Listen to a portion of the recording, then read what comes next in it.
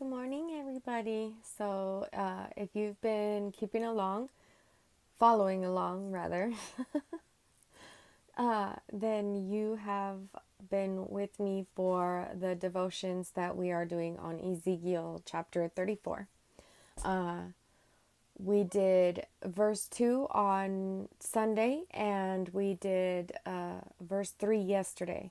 And today we are going to do verse 4. So for verse 4, we have, "You have not taken care of the weak. You have not tended the sick or bound up the injured. You have not gone looking for those who have wandered away and are lost. Instead, you have ruled them with harshness and cruelty." So, I lost my speaker. Hang in, guys. Hang on there. I'm back. Okay, so this is a powerful statement we have here. And for anyone who might just be tuning in today for the first time, we found out that in verse 2, the shepherd is talking about the religious leaders. And in verse 3, it talks about how the religious leaders of, I'm comparing it to today. A lot of the religious leaders of today feed themselves and not their flock. And so you'll find that in chapter 34, verse 3. Somebody's drinking the milk. And then today we have this powerful verse that starts out with taking care of the weak. What does that mean?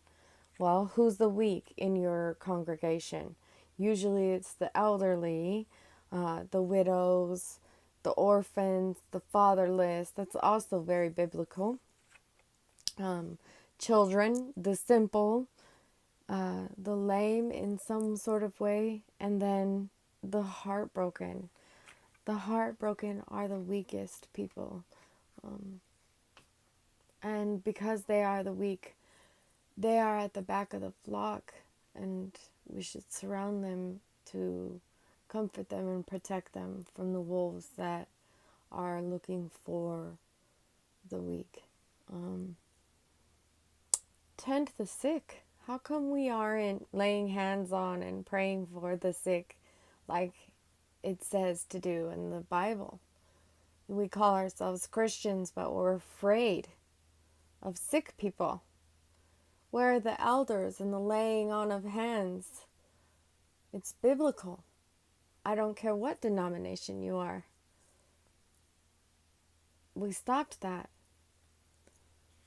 Bound the injured. I got stuck on that word bound for a moment, because bound the injured can also mean the oppressed. And binding them to the Lord on their behalf.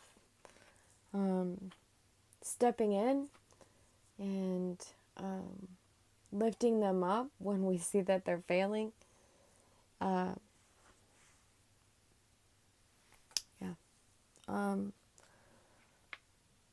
It's broken people, but we're all broken in some way, and it's hard to believe that we have a church now that is supposed to love each other, and when someone stops coming to church, instead of searching out for them, which is,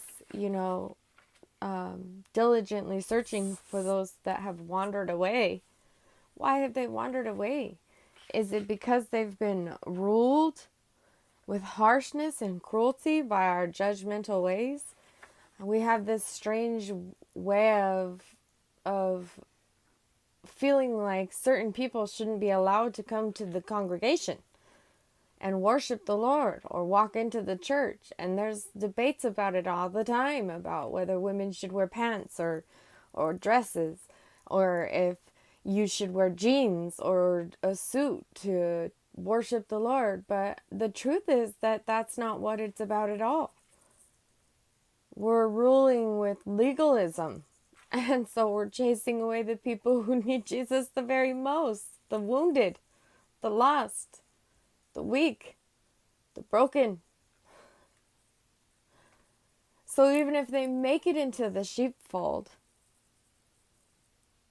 they're ruled with harshness and cruelty, and thus chased out, and forever a wandering sheep, lost.